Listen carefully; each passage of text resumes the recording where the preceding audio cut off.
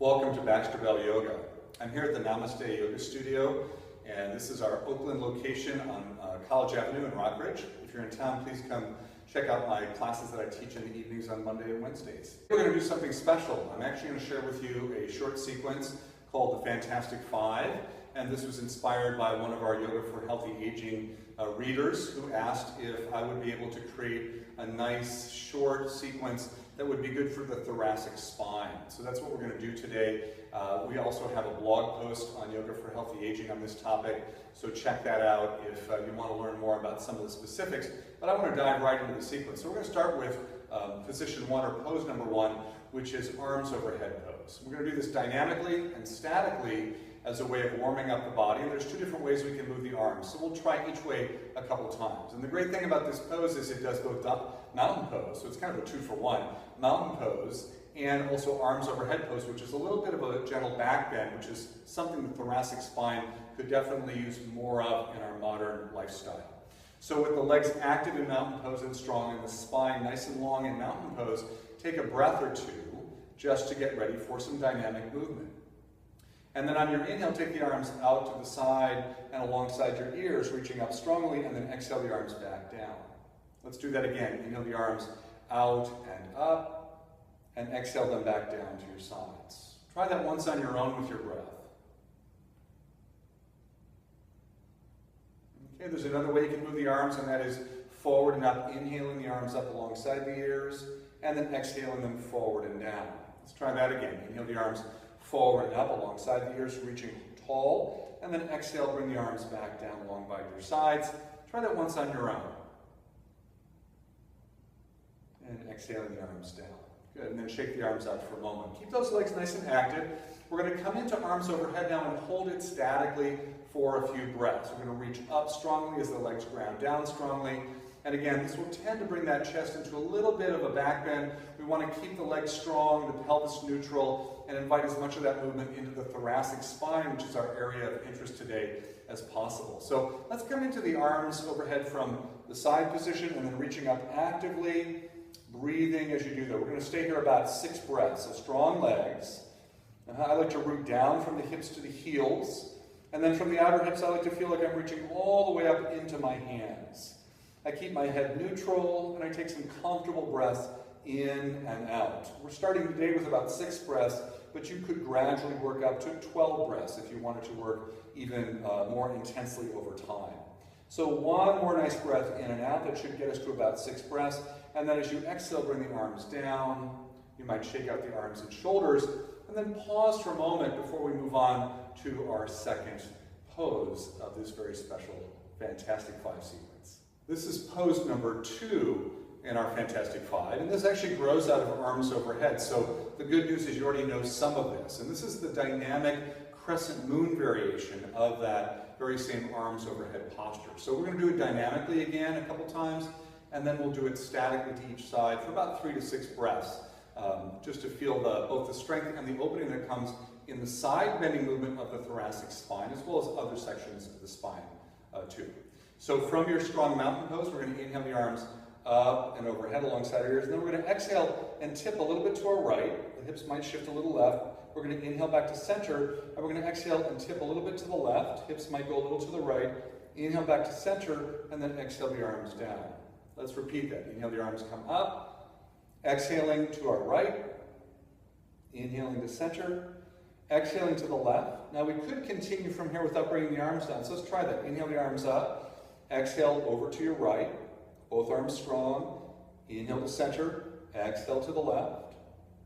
Inhale to center. And let's try that one more time dynamically to each side.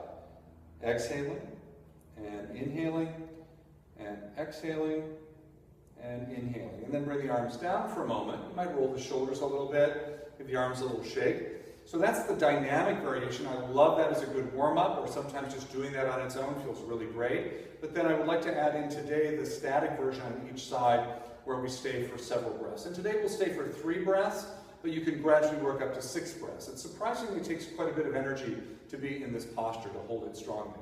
So inhale the arms alongside your ears, and then exhale to the right, and reach out diagonally very strongly in that direction. We're going to stay for 2 more breaths, breathing comfortably in and out. Let's take one more nice breath here.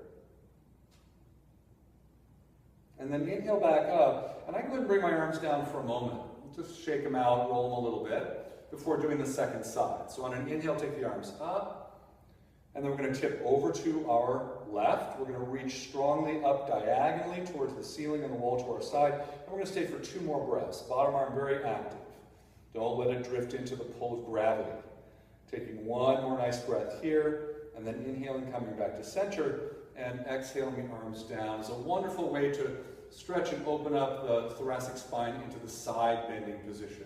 So stand for a moment in mountain pose before we transition into our next posture. For the third pose in our Fantastic 5 sequence, we're going to do dynamic, easy sitting twist to static, easy sitting twist. So sitting nice and tall, we're going to inhale the arms up and out to our sides. We're going to exhale and rotate to our right. Let the head rotate gently with you.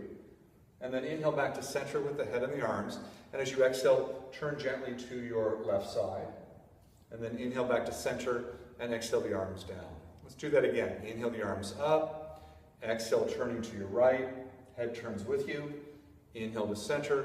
Exhale, turning to your left. Inhale, come back to center. And exhale the arms down. We'll do that a third time. Moving with your breath now, following that same pattern. And I would mention that at home you could do this more than 3 times through. You could do it as many as 6 times through. But we're going to go for 3 today, just so you get a feeling of that. And then from here we're going to come into the static twist and hold for about 3 to 6 breaths.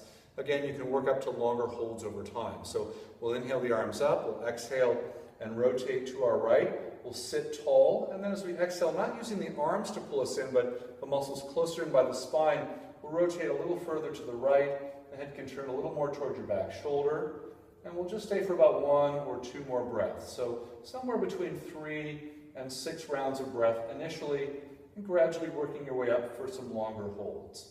And then let's go ahead and inhale back to center, and then the exhale, go ahead and turn to your other side, getting tall on your inhale, and then not so much the arms, which are there to stabilize, but the muscles closer into the spine and the core belly muscles turn you just a little bit more, just to the right amount. The head can turn a little more toward the back, shoulder, and then after about 3 to 6 breaths, inhale, come up and out, and exhale the arms down. You can also repeat all that and change your shins so they face, so the other one's in front and this one's in back, just to mix things up a little bit.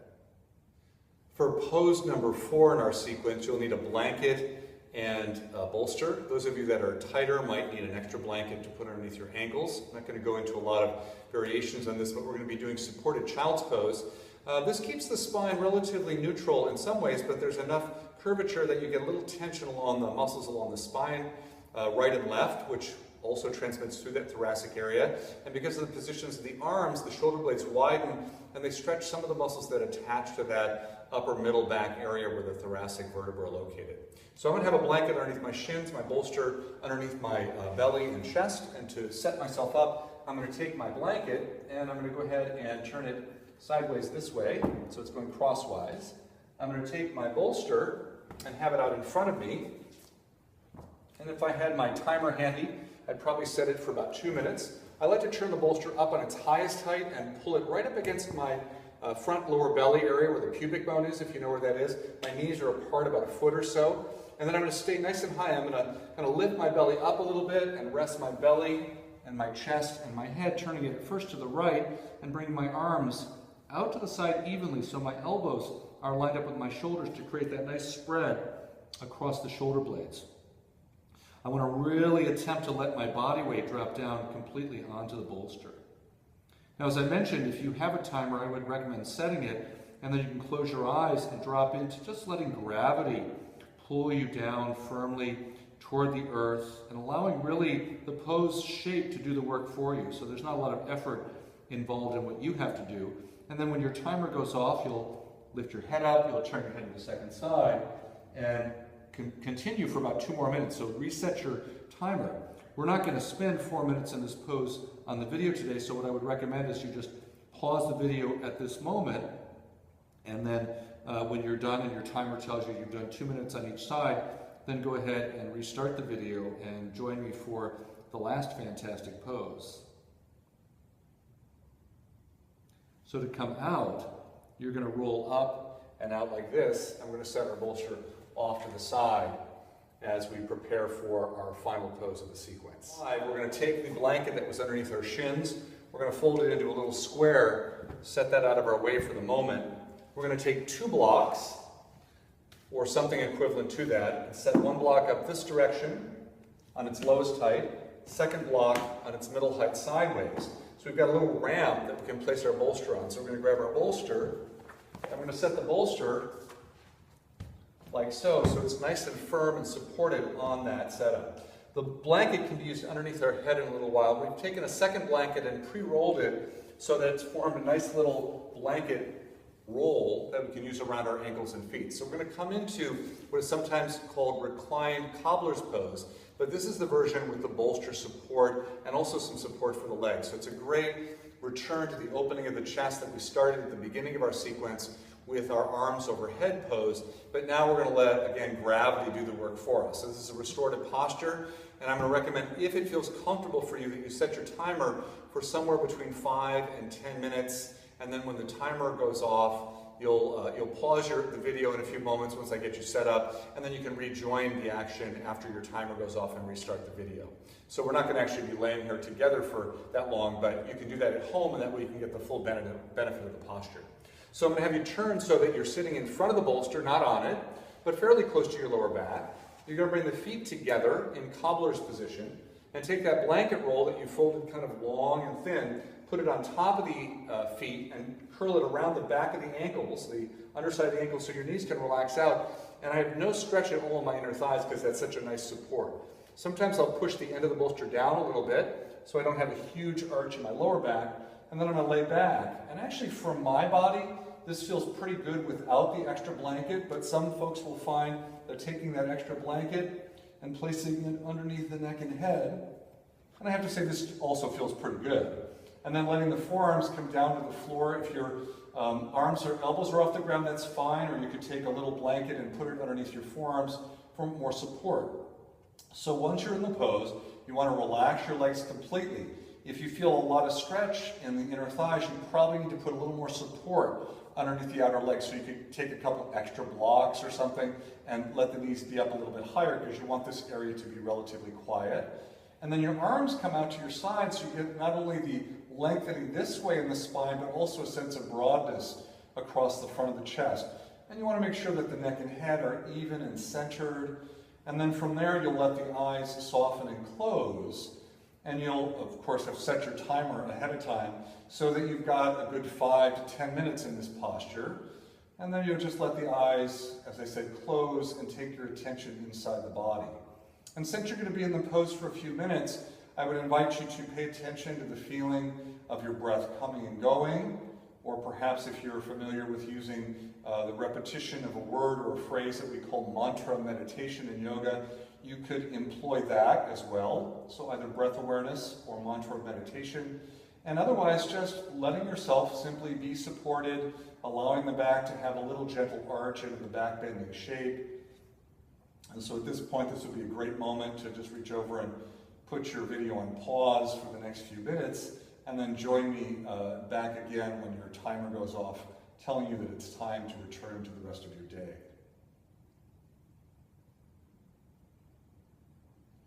So now that you're back, we're going to take a nice deep breath in and out a couple times, just to wake the body up a little bit. And then we're going to take our hands down by the legs, bring our knees together, and we're going to roll to one side and carefully come up and off of our setup.